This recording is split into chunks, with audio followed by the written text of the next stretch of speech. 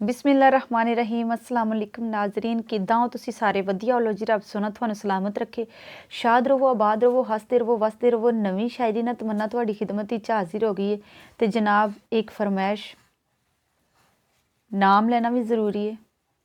अब्दुल कदूस बहुत अच्छा वीर बहुत अच्छा डायरैक्टर प्रोड्यूसर उन्हां दी फरमाइश है कि इस शायरी च मेरा नाम लिया जाए तो मैं उन्होंने डेडिकेट कर रही हाँ उन्होंने नज़र ही कर रही हाँ।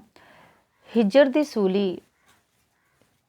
चढ़ते रहे हाँ हिजर दी सूली चढ़ते रहे हाँ ते जो तू आखिया करते रहे हाँ तेरे हर एक हुक्म नूं मन के तेरे हर एक हुक्म नूं मन के जी जी करके डरते रहे हाँ जुल्म ज़्यादतियाँ सभे सह के जुल्म ज़्यादतियाँ सभे सह के अंदरों अंदरी सड़ते रहे हाँ तेरी रसवाई सह नहीं सी होनी तेरी रसवाई सह नहीं सी होनी इसे लई ते हारदे रहे हाँ उमरां दा रोना झोली पा के उमरां दा रोना झोली पा के पल पल जिउंदे मरदे रहे हाँ ते दिल दियां हसरतां दिल च दफना के दिल दियां हसरतां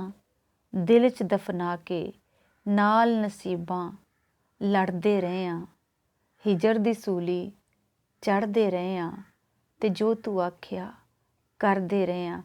लो जी ये तमन्ना दी शायरी सीगी तुसी मैनूं अपणियां दुआवां विच हमेशा दी तरह याद रखना है।